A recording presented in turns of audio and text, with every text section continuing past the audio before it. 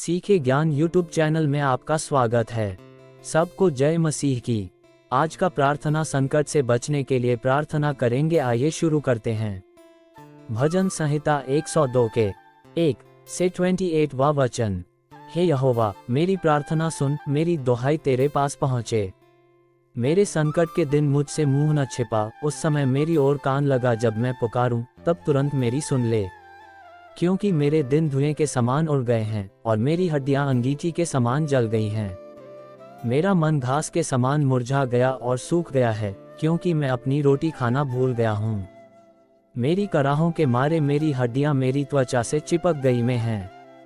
मैं जंगल के पेलिकन के समान हो गया हूँ, मैं वीराने के उल्लू के समान हो गया हूँ।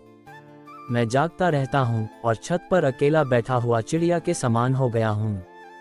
मेरे शत्रु दिन भर मेरी निंदा करते रहते हैं, जो मेरे विरुद्ध उन्मत्त हैं, वे मेरे नाम से शाप देते हैं। क्योंकि मैं राख को रोटी के समान खाता हूँ और अपने पेट में आंसू मिलाता हूँ। तेरे क्रोध और प्रकोप के कारण, क्योंकि तूने मुझे उठाकर पटक दिया है। मेरे दिन ढलती हुई छाया के समान है और मैं घास के समान सूख गया हूँ। परंतु हे यहोवा, तू सदा तक स्थिर रहता है और तेरा स्मरण पीढ़ी से पीढ़ी तक बना रहेगा।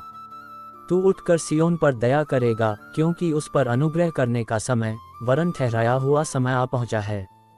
क्योंकि तेरे दास उसकी पत्थरों से प्रसन्न होते हैं और उसकी धूलि पर तरस खाते हैं।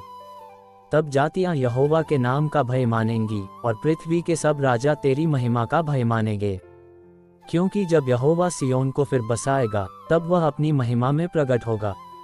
उसने निराश्रितों की प्रार्थना की ओर ध्यान दिया है और उनकी प्रार्थना को तुच्छ नहीं जाना। यह आने वाली पीढ़ी के लिए लिखा जाएगा और जो लोग सिरजे जाएंगे वे यहोवा की स्तुति करेंगे।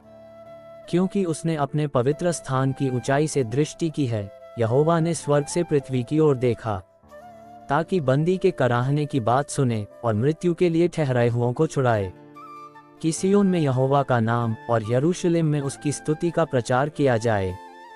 जब देश देश के लोग इकट्ठे हों और राज्य राज्य के लोग यहोवा की उपासना करने को जमा हों। उसने मार्ग ही में मेरी शक्ति घटाई, उसने मेरे दिन घटाए। मैंने कहा, हे मेरे ईश्वर, मुझे मेरे आधे दिनों में न उठा ले, तेरे वर्ष तो पीढ़ी पीढ़ी के हैं। तूने प्राचीन काल में पृथ्वी की नींव डाली और आकाश तेरे हाथों की कारीगरी है। वे नाश हो जाएंगे, परंतु तू स्थिर रहेगा, वरन वे सब वस्त्र के समान पुरानी हो जाएंगी। तू उन्हें वस्त्र के समान बदल डालेगा और वे बदल जाएंगी। परंतु तू वही है और तेरे वर्ष कभी समाप्त न होंगे। तेरे दासों के पुत्र सुरक्षित रहेंगे और उनकी वंशावली तेरे सम्मुख स्थिर होगी। भजन संहिता 103:1। हे मेरे प्राण, यहोवा को धन्य कह और जो कुछ मुझ में है, वह उसके पवित्र नाम को धन्य कह। हे मेरे प्राण, यहोवा को धन्य कह और उसके सब उपकारों को न भूल। वह तेरे सब अधर्म को क्षमा करता और तेरे सब रोगों को चंगा करता है। वह तेरे प्राण को विनाश से बचाता और तुझ पर करुणा और दया का मुकुट बांधता है। वह तेरी अभिलाषा को अच्छी अच्छी वस्तुओं से तृप्त करता है, इसलिए तेरा यौवन उकाब का सा नया होता जाता है। यहोवा सब पिसे हुओं के लिए धर्म और न्याय के काम करता है। उसने मूसा को अपनी गति और इस्राएलियों पर अपने काम प्रकट किए। यहोवा दयालु और अनुग्रहकारी, कोप करने में धीरजवंत और अति करुणा में है। वह निरंतर वाद विवाद न करता रहेगा, न उसका क्रोध सदा बना रहेगा। उसने हमारे पापों के अनुसार हमसे बर्ताव नहीं किया, न हमारे अधर्मों के अनुसार हमको बदला दिया है। क्योंकि जैसे आकाश पृथ्वी से ऊंचा है, वैसे ही उसके दरवैयों के प्रति उसकी करुणा बड़ी है। पूर्व से पश्चिम तक जितनी दूर है, उतनी ही दूर उसने हमसे हमारे अपराधों को हटा दिया है। जैसा पिता अपने बालकों पर दया करता है, वैसा ही यहोवा अपने डरवैयों पर दया करता है।